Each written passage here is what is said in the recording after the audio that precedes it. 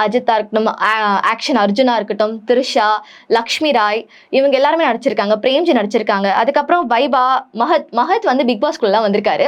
அவர் என்ன சொன்னாருன்னு பாத்தீங்கன்னா, அவரும் வந்து ரீ ரிலீஸ்க்கு வந்திருக்காரு. அவரும் வந்து இதோட ஃபர்ஸ்ட் ஃபிலிம் அஜித் சாரோட 50வது படம். ஸோ எனக்கு ரொம்ப பெருமையா இருக்கு இந்த படத்துல வந்து நான் நடிச்சதுக்கு அப்படின்ற மாதிரி சொல்லியிருக்காரு. வைபவ் இவரும் வந்து சொல்லியிருக்காரு.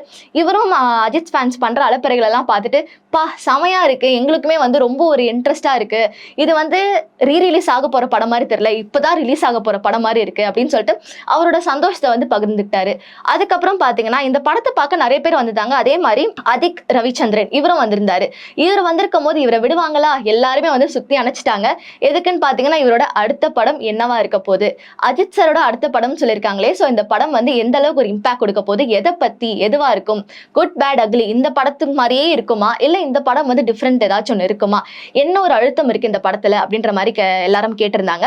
அதுக்கு அவர் சொல்லியிருந்தாரு, இல்ல இது குட் பேட் அக்லி மாதிரி இல்ல, இந்த படம் வந்து ஒரு டிஃப்ரெண்டா இருக்கும், இது ஒரு டிஃப்ரெண்ட் கான்செப்ட், அஜித் சார் வந்து இந்த மாதிரி ஸ்கிரீன்ல நீங்க பாத்திருக்க மாட்டீங்க, இது ஒரு டிஃப்ரெண்ட் கான்செப்ட்ல வந்திருப்பாரு, எல்லாருக்குமே நிறைய சர்ப்ரைஸ் இருக்கு இந்த படத்துல, பிப்ரவரியில இருந்து இந்த படத்தோட இயக்கம் வந்து ஸ்டார்ட் ஆக போகுது, இந்த படத்தோட ப்ரீ ப்ரொடக்ஷன் எல்லாமே வந்து பிப்ரவரியில இருந்து ஸ்டார்ட் ஆக போகுது.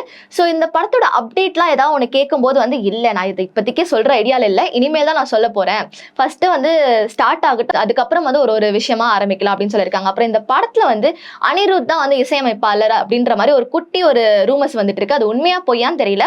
போன குட் பேட் அக்லில வந்து பாத்தீங்கன்னா ஜிவி பிரகாஷ் வந்து இசையமைச்சாரு. இந்த படத்துல வந்து அனிருத் தான் இருந்தா அந்த ஒரு டிஃபரன்சியேஷன் என்ன மாதிரி இருக்கும்னு தெரியல. ஸோ அந்த படம்லாம் ரிலீஸ் ஆகும்போது என்னென்ன அப்டேட்ஸ்லாம் கொடுக்குறாங்கன்றத பொறுத்து தான் தெரியும்.